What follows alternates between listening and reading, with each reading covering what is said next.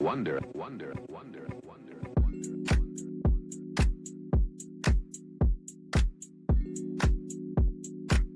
So tell me a little bit about you and, okay, because we're switching gears now. Let's do it. Because there's another thing that I want to talk to you about.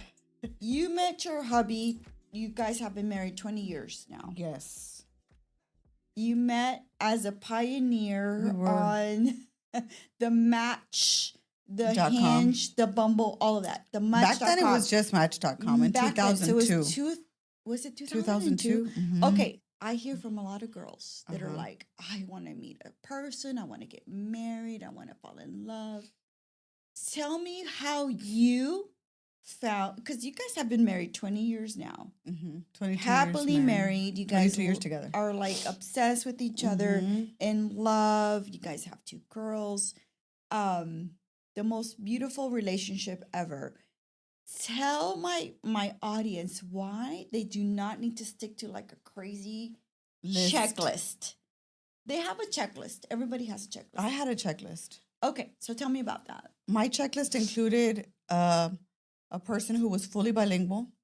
Leon doesn't speak Spanish. So then he did not meet those. No, did not meet that quota. Expert dancer. Like stupid shit that I was like, why is this on my list? My husband dances, but he's not the cumbia but he's always like, dance with Peb. He loves to watch me dance and have a blast. But it's not dancing like how we used to go out No, we dancing. used to go out dancing yeah. But I will say about Match.com is that in 2002, we were pioneers. And quite honestly, I did it out of a dare from a friend who had done it and had met somebody, and she was happy at that time. Really? And I was like, well, let me just try it. 2002. Leon did it after he had already served his, he was a veteran and he already got out of the service. He didn't like to go clubbing. He didn't, him, he's a homebody. Yeah. And he's like, how am I supposed to meet anybody? So he got on Match.com. I got on Match.com for a dare, but I really honestly think that back then nobody was on it. It was embarrassing when we used to talk about it. I was like, oh my God, you're so desperate. You had to order somebody online. Yeah, I did. But here's the thing. We were 2 Hispanics. And I think that's what matched us. The computer matched us because we were both Hispanic. That's the only reason why. Because he's very different from me. If you see him, he's very different. He's not culturally aware like I am. He wasn't raised like we were. He lived in Southeast Houston by Milby. He went to Milby High School. I went to Jeff Davis in the North Side. We were polar opposites. Yes. Our taste in music is completely opposite. I'm a good cumbia girl, good norteño. I'm a Ramon Ayala. He's more of a Stevie Nicks, kind of The Doors, kind of Led Zeppelin kind of guy. We were very, very opposite. But I say the computer matched us because we were both Hispanic, the only 2 Hispanics on the entire website in Houston. And getting to know each other, I really got to know him. Oh my God, I love this. And I got to understand that even through our differences, our morals were the same. We both wanted to be parents. On our first date, he told me he wanted to be a dad. I said, slow your roll. That's Are you serious? Bájale. On our first date, he said he wanted to be a dad. Leon. Leon's so mature, like he's going to be. No. He's ahead of his time. And being a dad is like his essence. He is such the a master. good dad. Yeah. So he on our first date sat me down and said, this is what I want. He says, I'll put all my cards on the table. Yes. There was no attraction of me to him. Mm-hmm. He was very nice, and I knew that. But physically, he was not my type. But when he came, he had the right music on. He had his car detailed. He's a car guy. He had everything. And I knew that this guy was the real deal. No games. Yeah. I was like, okay. And I said on our first date, I said, hey, would you ever consider removing your mustache? Because that was unattractive to me. And he's like, no girl would ever tell me how to dress or how to do. And then the next date, he came with no mustache. I was like, okay, we can do this. And it was attraction, like instant. Physical. Was it physical attraction? Everything. It was like mental attraction. Everything. Because I was attracted to his heart first and foremost. Because he knew what he wanted, and he knew he wanted to be a dad more than anything in this world. I was like, okay. you fall in love. And that's where we are. 20 years later. 'cause 20 you years later, we just celebrated got your back from 20th Cabo, yeah. anniversary in Cabo. How Yeah, we're fabulous. very much in tune with the way we want to raise our kids too. Yeah. So that's a big deal because a lot of times that's a big falling out in parents, the different So true. parenting styles. And So- we have to have each other's back. What are the 5 non-negotiables when you're putting, like, let's say your bio on any, like, dating For app? a 'Cause you were- guy? Because you were, like, a pioneer in the dating app. In 2002, Mhm. Match.com was online. It wasn't an app, right? No, We it was were all not it was there on yet. it was on a hard big computer. So what created that difference for you? Like, what made you... Okay, so what top were, 5 like, 5 negotiables that you could not... non-negotiables. No, because girls nowadays have, like, 20 No. 20 things that they were like... You got to get to know that person, like really and honestly get to know that person before you can make that decision as to no. Because on paper, on everything, I'm not supposed to be with Leon. I'm not supposed to be with a guy who's military, who's like, it just didn't match us. But getting to know him and his big heart, like I was like, okay, I have to bend a little bit. He's not a dancer. He doesn't like to go clubbing. He's not that party animal. But now he's like the perfect host at a party. Oh, he is. He really is. The master. Yeah. And he also understands that to me, my family is priority number 1. So he embraces that.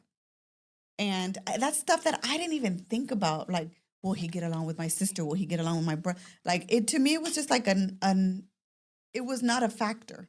But then now that we've blended these families, it's a big deal because he has to understand that my family is going to be number 1 for me. And look at what happened. I had to talk. I didn't even have to convince him to come and allow. I told him, I said, hey, would you be okay if like Pep and Basi lived in the neighborhood? Because that was the first thing. Before I even pitched that idea to my brothers, I was like, he's like, yeah, why? I was like, because there's some houses here that maybe they can move into. And then that's when I would tell Nat, hey, Nat, why don't y'all look in the neighborhood? Like, look, like we would be awesome if we lived together, you know, so close.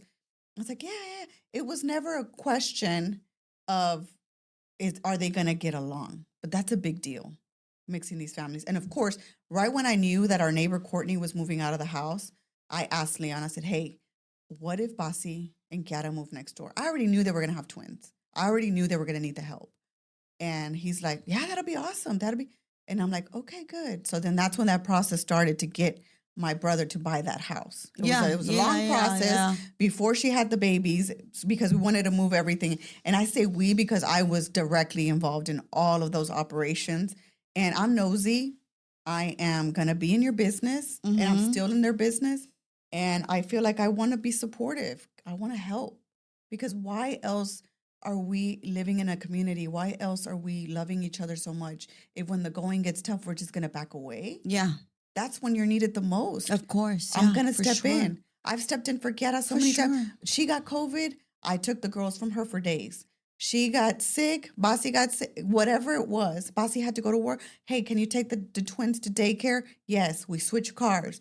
It's an act that we have to do without well, you did that for me, and now you have to do something for me. Yeah, it's no, not a tit for no tat. quid pro quo. That doesn't happen, and that doesn't happen in the family, and that's the thing. And Leon understands that. And sometimes, you know, I hear from other friends saying, "Well, my husband won't let me do that. Like, no, that's too much." I'm like, why? That's your family. It's a non-negotiable. But I'm fortunate that he wants to be a part of everything.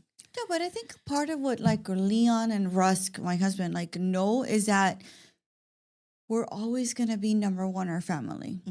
Always. And I think that's a big big adjustment for Rusk more than anybody because he's an only child. He's an only child. And so in any decision that I make, at the end of the day, he's going to know that like that's her family and she's going to do whatever it takes to be her family. And he partakes.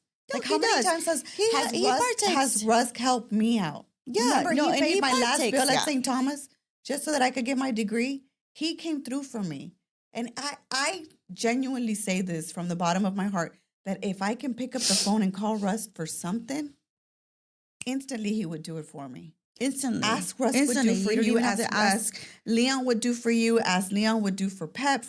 That's the non-negotiables. That's because we came into this family that's very tight-knit, close-knit, and they have to understand that this is what it is. And they partake, Right. and they don't take anything away from us. It's a thing that we have to do. No, they don't. and They wanna don't do take it. anything away from us. And then, if anything, what It's they an know is like, enhancement. if he marries me, he marries you, he marries my two brothers and my dad. Yeah. Like that's what it is. Yeah. Because mommy's not around anymore. But like, if he's gonna marry me, he's gonna Yeah. marry my family. He's gonna marry my brothers and my sisters and my daddy, who's like on. And you top know of that day everything. that mom got really, really sick and she called me, she goes, Marta, I cannot move this leg. She was Mm-hmm. screaming, basically. I had a really big meeting at the office. I could not leave. I called Leon and said, hey, I need you to help my dad. Put her in the car because they need to go to the hospital. And Leon, no hesitation, goes, I'm on my way. He put everything to the side. He was on calls for business and he went and he literally picked up mom, put her in the car for dad, and then kept in touch with them. Would drop off food to dad. Would pick up dad from the hospital. It's like you have to find that person that's gonna be your person, your sidekick. We're equals. We're not gonna be once more than the We're other. equals. Yeah. It doesn't matter the salary. Oh, you make more, I make more. Whatever it is, it has to be a partnership and an understanding. And a lot Correct. of times, girls don't want to spoil their husbands. Why not? He asks for food. I'm gonna make him food. He asks for. He says he's gonna go on I'm gonna go to the casino, or I'm gonna whatever he wants to do. Oh, I'm gonna go play poker. Do you? It's not about, well, you did this, so now I have to have a date night. No, I think it's like keeping tabs on everybody. It's like No, I so can't do fucking that. That's ridiculous. exhausting. No, it's And it just ridiculous and flows. it's stupid. So let's talk about like 5 non-negotiables that Back to people, that. Oh my God. yeah, need to put on like their That understanding family. family is number one. I One. think number one is like Number family. 2, ride or die for me. Like Ride or Leon die. thinks I Ride or hang die. the moon. Leon thinks I can do anything. He's like, well, if anybody can do it, you can. He can, yeah. That's my hubby. 2, He knows that too. He's like, okay, go yeah, for it. yeah, Another one is parenting the same style yeah. and having my back. Like if I have to discipline Sofia or Eliana, he's got my back.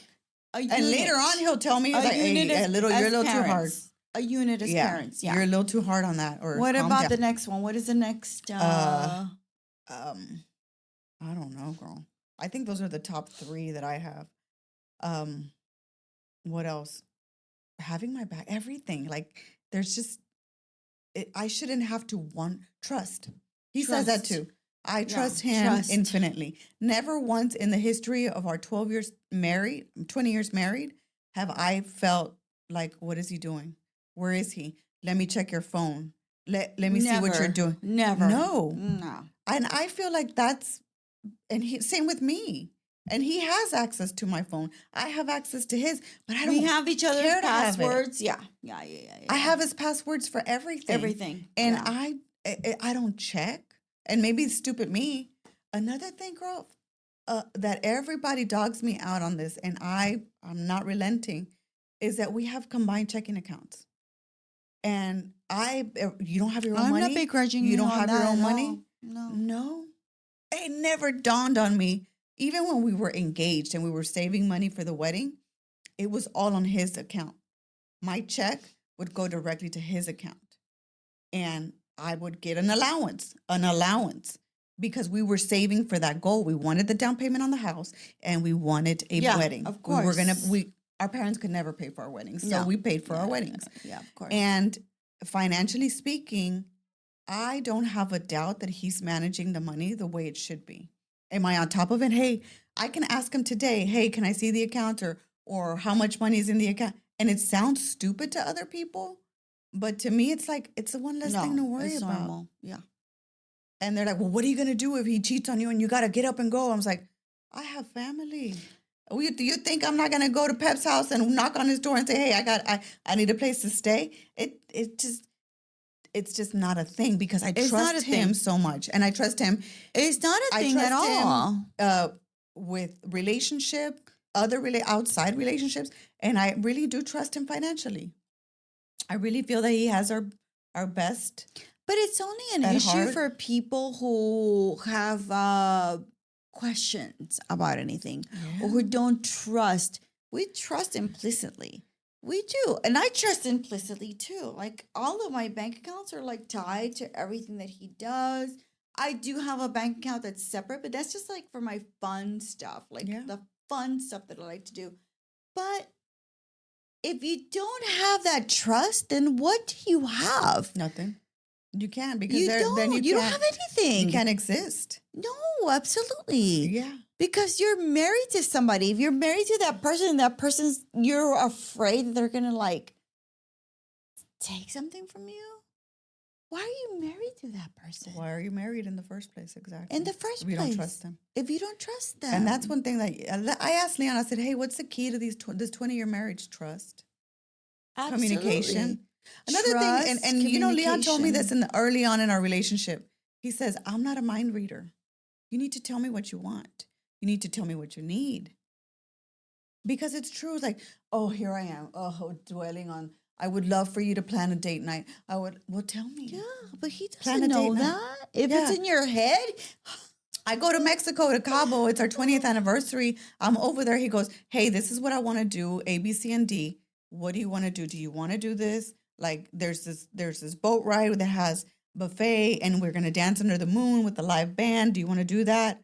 He knows me and knows what I like. Hey, I found a taco tour that we can do in Cabo, and it's very down home, like little itty bitty little places. And then there's a tequila tasting.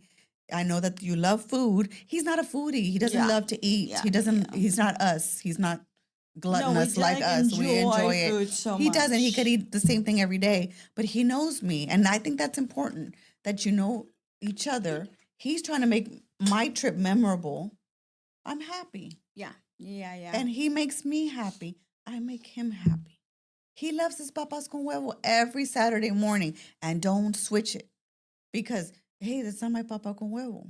And I understood that. Like before, I'd be like, okay, let's have some combinados, chorizo con huevo. Let's do something new. And he's like, but this is what I That's love. what he Like, loves. Yeah. okay, mi vida, you can have your papa con huevo every Saturday And I morning. think that's one of the reasons why so many women get divorced is because they don't know how to adapt as years go by. Yeah. 5 years, there's a thing that goes on. 10 years, there's a thing that goes on. 15 years. When you get to 20 years. And you remember mom too also used to say, flirt with them. Be loving to them. Yeah. That was big for mom. Mm-hmm. Enséñale que lo quieres. Show him that you love him. And that's always been a thing for me too. And Leon's really good at reciprocating, you know? And that's big because a lot of times I hear like relationships are falling apart and I want to know where, how. I want to know because I want to avoid those pitfalls. Exactly. I want to understand. And it's not me being nosy. It's just I want to understand. No. Yeah. And I want to know what was it that happened that made you guys go separate ways. Yeah. No, it's true. It's true. Because a lot of times, it's a lot of the women are like questioning, like, where did it go wrong? Where did it go wrong? And a lot of times too, and I say this to men a lot, it's like women will tell you what they want, but you call it whining. It's like, hey, can you help me do this? Hey, can you? Oh my God, here you go. Oh my God, there you go. Yeah. Ya vas a empezar. And it's not whining. Yeah. And it's telling you exactly what we want and we need, but you're taking it as whining. And then all of a sudden, a woman files for divorce and they're like, but this came out of nowhere. No. It didn't come out of nowhere. We've been telling you what we need. Yeah. And you haven't come through for us. We have to go now. And I've learned so much. I've read the self-help books back in the day about relationships and they're fine and dandy, but I watched mom and dad. And that, somebody told me recently. So I've always said I didn't grow up in privilege. I grew up poor. We were a food bank family. We were a food stamp family. That was us. And then one person corrected me. She said, "No, you grew up with the most privilege." How? I want And to she know. said, "Because your parents loved each other." Mm. That's more of a rarity than growing up with wealth. So it's rare to have a loving family. That's privilege. You're privileged because you got to witness that. That's You got to see the two interesting. parents love each other and raise children with love, compassion, um, having our backs. Like that is privilege. Other things, money, that's not privilege. That's just making your life more comfortable.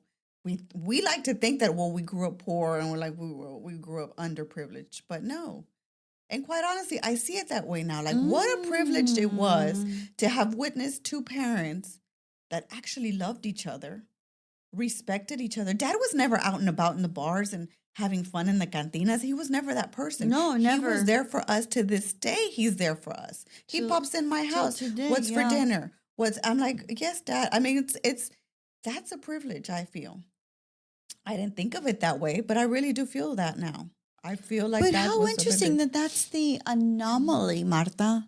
it's the anomaly. That's the anomaly that you have a loving marriage bring you up, and that's the anomaly. Mm-hmm. How interesting is that? Mm-hmm.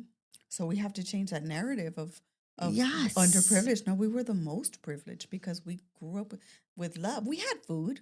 We weren't poor to the point where we didn't have food. No, We but were even- poor, but But I this is what I tell my boys all the time. Like, even if we didn't have food, we had love. We had something. There was always a huevito con frijolitos somewhere.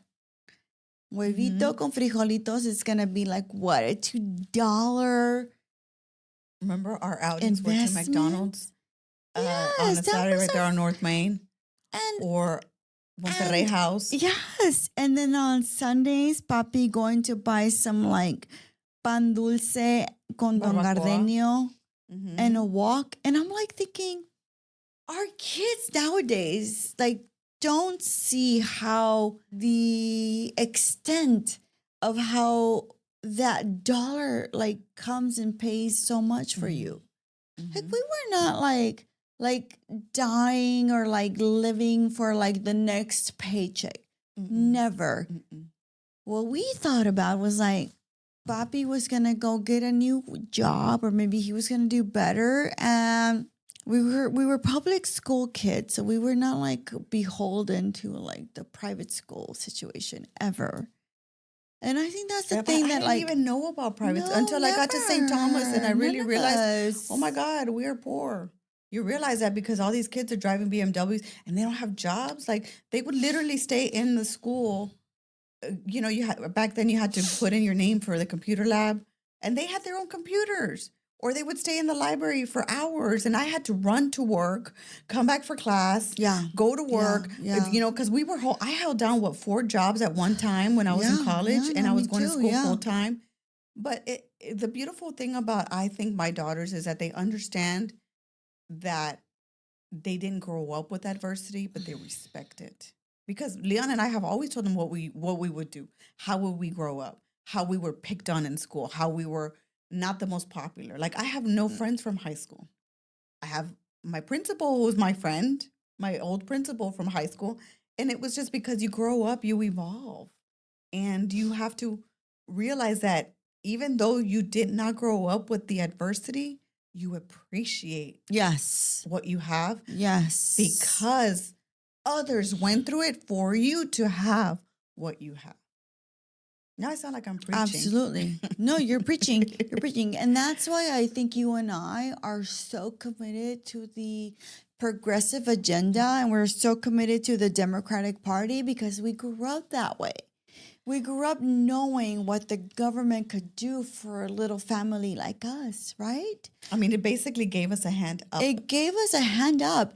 And I think a lot of people don't understand when they're like, oh, I'm voting Republicans. I don't accept that, bullshit.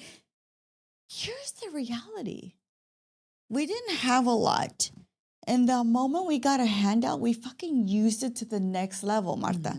We did. If we got a handout, if we got like cheese, if we got like fucking, I don't know, what Peanut else did we butter. get? Yeah, all the milk, whatever it was, we didn't fucking take it for granted. If anything, it created a mindset for us. We're like, we're never gonna fucking ask for this shit ever again, because we knew what it felt like to be poor.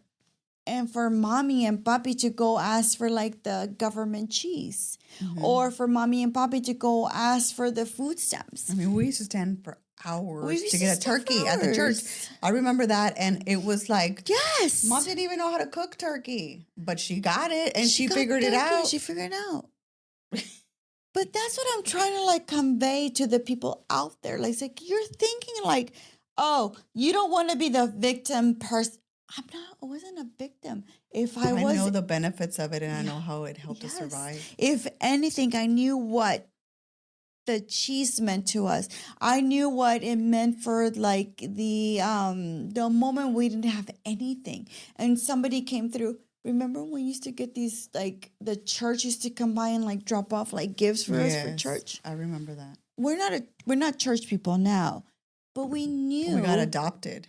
We knew what it meant to give something to other people. Yeah, and I think that's my major thing now is to become a mentor for other girls who are hood girls. Like I grew up. Yeah, we were hood girls. And we were definitely hood girls. My little Mara, she's now my daughter practically. She's at UT now.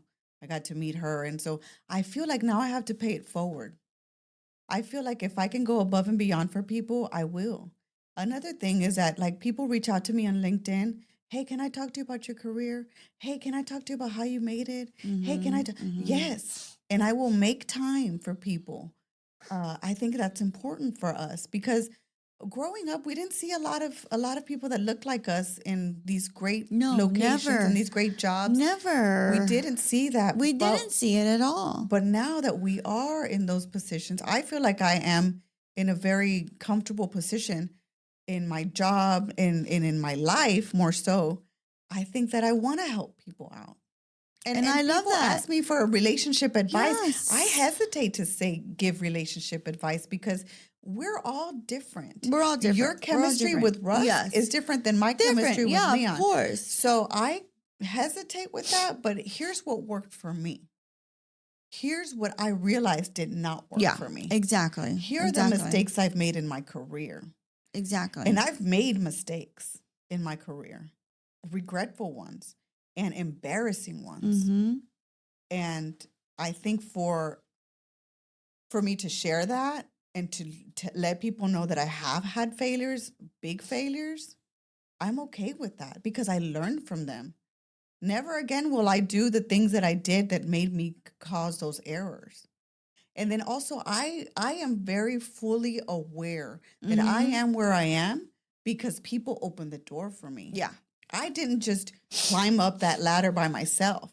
For my production time in Channel 11, I remember Tanya Haywood, a beautiful African-American lady with these beautiful braids. She was an amazing woman. She sat me down and said, Marta, come here. Let me teach you how to produce a show. I was 19 years old. Here, look, this, you don't want to stack it like this. You don't want to do, look, you want to attract people at your beginning. You want to go to a commercial and then come back with a big. So she taught me how to do that. But she took the time for this little 19-year-old to learn. So I became the top producer at Univision because of her. Yeah. Because she took me under her wing, taught me how to write news, taught me how and stack a show. And then I got to the pinnacle of Univision. You did. Now, what do I want to do? Did I want to continue that? No. And she was the one that told me, Marta, get out of TV while you're young because I'm stuck now. And she has a great career. She was executive producer at a top market. And she's like, if this is not for you, because this is it. This is 80 hours a week. And then come disaster, come weather, everything, you're going to be working. So if this is not for you, leave now while you're young so you can start another career somewhere else. So she's the one that taught me that. And I appreciate her so much because of that. But what insight for a woman to give you that? Mm-hmm. Because most women won't tell you that. And I She really has to be believe, super secure in herself. and she went out on a limb for me because at that time I was ripping scripts and running prompter, but she hired me as her morning news writer, which to me, I wasn't there yet. I was 19. I had never done this before. And I didn't go to a Beaumont, or I didn't go to a Rio Grande Valley where it's a lower market for me to understand that market and then come to a top market in Houston. No, she took a big risk with me and I didn't want to let her down. And I ended up having to leave because I got an opportunity in Univision. So I left English market to go to Spanish market. But that Spanish market, I came with all the respect now because I was already producing shows for Channel 11. Right. And right. that gave me another level of respect. So I became a producer there, assignments editor, and all that good stuff. But why? Because somebody took the time to sit me down and teach me the ropes. Explain. And allowed me to make my mistakes Mm-hmm. and took a chance on me. So I do that for people now. Who's this lady again? Tanya Haywood. Oh, wow. She was my mentor at Channel 11. Channel When 11. I went into my overnight shift, when I was going in at midnight or 1 o'clock, remember when I worked that and I turned yellow because I wasn't sleeping? Mm-hmm. She was the one. She was the one that took me under her wing and taught me how to write news and how to stack a show. And then all of that I took to Univision, and I was flying. Then I was writing in Spanish, and that's another can of worms. Oh, that's another ball game, yeah. But how amazing that person like took you on and brought you on, and it's like, I'm gonna take care of you, little bird. Yeah. Because a lot of people don't do that. No. Like so now it's my responsibility they to do it don't for take them. on little birds and like feel comfortable about it. Like, I will take you on, little bird, and like I will take you on, and you will succeed, and you'll be fine. You'll be fine. I think that's hard. But anyways, the one thing I want to just close out with is, what is a cautionary tale in everything that goes on? Be open-minded about things. Okay. There will be curveballs in your life, and it's about how you react to them, on how you're going to overcome them. It could be a career, it could be a life experience. It's how you react to them. And have compassion for people. You don't know what they're going through in their life. Yeah. Be nice. Sure. It's just a realistic thing. Just be nice. And my cuñada told me, she's like, yeah, you're too nice. Why are you being so nice? I'm like, because I would expect people to be nice to me. I want people to be nice to my family. So that's one thing, kindness. I can be rude if you're rude to me, but at the end of the day, I think that goes a long way to really take things in stride. Okay, so this is my challenge. My mom got sick. Okay, this is how I'm going to work this out. You have to understand that, and you have to know how to manage that and ask for help. I had help from so many people. And because doing it alone, Yeah. you're going to kill yourself. Yeah.